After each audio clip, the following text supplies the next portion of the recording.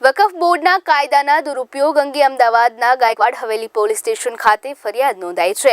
આ મામલે 5 આરોપીઓ સામે ફરિયાદ નોંધાઈ છે। કાંચની મસ્જિદ વિસ્તારમાં આવેલ 5000 ચોરસ મીટર જગ્યા છે, જે જગ્યાના ટ્રસ્ટી તરીકે ન હોવા છતાં મિલકતમાં 100 મકાનો બનાવી તેનું ભાડું ઉઘરાવી તે રૂપિયાનો ઉપયોગ અંગત કામમાં કરવામાં આવતો હતો। અરજીઓ થયા બાદ એએમસી અને વકફ બોર્ડ બંનેના અભિપ્રાય લેવામાં આવ્યા અને બાદમાં ગુનો દાખલ કરાયો છે, જેમાં પોલીસે 5 આરોપીની ધરપકડ કરીને હવે વધુ તપાસ હાથ ધરી છે।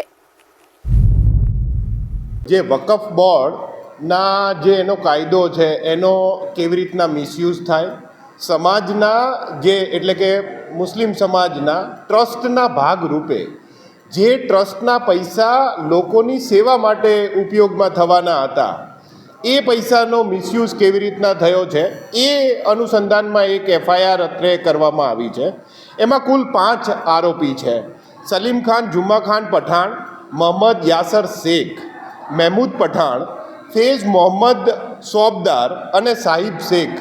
આ કુલ 5 જે આરોપીઓ છે તેમના વિરુદ્ધમાં ફરિયાદ એવી છે કે અહીંયા આપણા વિસ્તારમાં કાંચની મસ્જિદ એક ટ્રસ્ટ છે અને શાહબાળા કાસમ ટ્રસ્ટ કરીને એક ટ્રસ્ટ છે।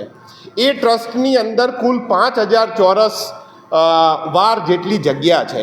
એ વારની જગ્યા જે વકફ બોર્ડમાં જે એના ટ્રસ્ટી તરીકે જે રીતના એસ્ટાબ્લિશ થવું જોઈએ, જે એનો વકફ સુધારા અધિનિયમ 2013 અને એની પહેલાંના જે વકફ નિયમમાં જે ટ્રસ્ટી તરીકે આ બંને જે ટ્રસ્ટ છે એના ટ્રસ્ટી તરીકે જે હોવું જોઈએ એ ટ્રસ્ટી ન હોવા છતાં આ જે ટ્રસ્ટની મિલકત છે એ મિલકતની અંદર 100 જેટલા મકાનો બનાવી અને એ મકાન બનાવી અને એમનું ભાડા એમના પર્સનલ યુઝ માટે કરી અને આ એક આખું કૌભાંડ કરે છે ને એ અનુસંધાનમાં ફરિયાદ દાખલ કરે છે। આ ફરિયાદ દાખલ થઈ છે અમારા પોલીસ સ્ટેશનમાં।